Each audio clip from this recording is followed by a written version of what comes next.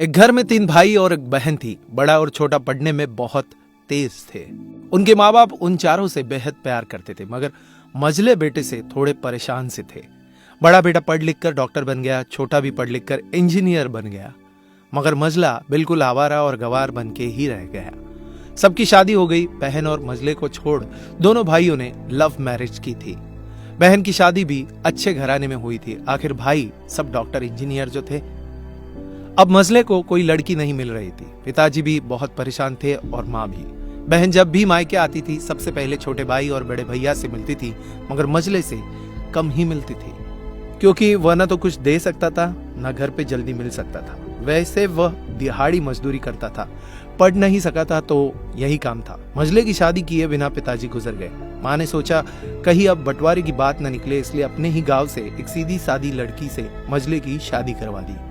शादी होते ही न जाने क्या हुआ कि मझला बड़े लगन से काम करने लगा। दोस्तों ने कहा, ए चंदू आज अड्डे पे आना। चंदू बोला, आज नहीं, फिर कभी। अरे तू शादी के बाद तो जैसे बीवी का गुलाम ही हो गया है। अरे ऐसी बात नहीं है, कल मैं अकेला एक पेट था तो अपनी रोटी अपने हिस्से से कमा लेता था, लेकिन अभी बात कुछ अलग है, क्योंकि अब 2 पेट है, कल और होगा। घर वाले नालायक कहते थे, चलता था, मगर मेरी पत्नी मुझे कभी नालायक कहे तो मेरी मर्दानगी पर एक बद्दी गाली है, क्योंकि एक पत्नी के लिए उसका पति उसका घमंड, इज्जत और उम्मीद होता है। उसके घर वालों ने भी तो मुझ पर भरोसा करके ही अपनी बेटी दी होगी, फिर उनका भरोसा मैं कैसे तोड़ सकता हूँ। कॉलेज में नौकरी की डिग्री मिलती है और ऐसे संस्कार माँ से मिलते हैं। इधर घर पे बड़ा और छोटा भाई और उनकी पत्नियां मिलकर आपस में फैसला करते हैं कि जायदाद का बंटवारा हो जाए, क्योंकि हम दोनों लाखों कमाते हैं मगर मझला ना के बराबर कमाता है। ऐसा नहीं होगा। माँ के लाख मना करने पर भी बंटवारे की तारीख तय होती है। बहन भी आ जाती है, मगर चंदू है कि काम पे निकलने के लिए बाहर आता है। उसके दोनों भाई उसको पकड़कर भीतर लाकर बोलते हैं कि आज तो रुक जा, बंटवारा कर ही लेते हैं। वकील कहता है ऐसा नहीं होता, साइन करना पड़ता है। चंदू अपने भाइयों से कहता है कि तुम लोग बंटवारा करो, मेरे हिस्से में जो हो दे देना, मैं शाम को आकर अपना बड़ा सा अंगूठा चिपका दूंगा पेपर पर। बहन बोली, अरे बेवकूफ, तू गवार का गवार ही रहेगा। तेरी किस्मत अच्छी है कि तुझे अच्छे भाई और बहन मिले हैं। फिर माँ बोली, अरे चंदू आज रुक जा, बंटवारे में कुल 10 बीघा जमीन में से 2 भाई 5-5 रख लेते हैं और चंदू के लिए पुश्तैनी घर छोड़ देते हैं। तभी चंदू जोर से चिल्लाता है, अरे फिर हमारी छुटकी का हिस्सा कौन सा है? दोनों भाई हंसकर बोलते हैं, अरे मूर्ख, बंटवारा भाइयों में होता है, बहनों के हिस्से में सिर्फ उसका मायका ही है। चंदू कहता है, ओह, शायद पढ़ा लिखा न होने में ही मूर्खता है। ठीक है, आप दोनों ऐसा करो, मेरे हिस्से की वसीयत मेरे बहन छुटकी के नाम कर देना।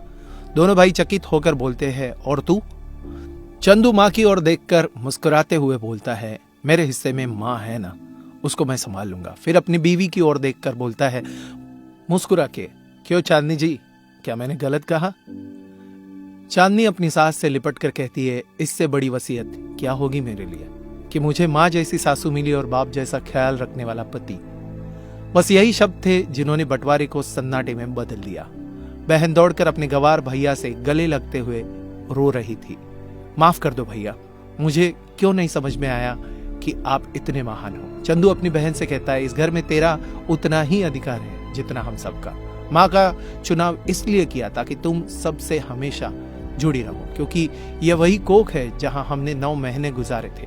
माँ के साथ तुम्हारी यादों को मैं हमेशा देखना चाहता हूँ। दोनों भाई दौड़कर मझले से गले मिले और रो रो कर कहने लगे, आज सचमुच तू बड़ा हो गया है। सबकी पलकों में पानी ही पानी, सब एक साथ फिर से रहने लगते हैं। जब लोग अनपढ़ थे तो परिवार एक हुआ करते थे। मैंने टूटे परिवारों में अक्सर पढ़े लिखे लोग देखे हुए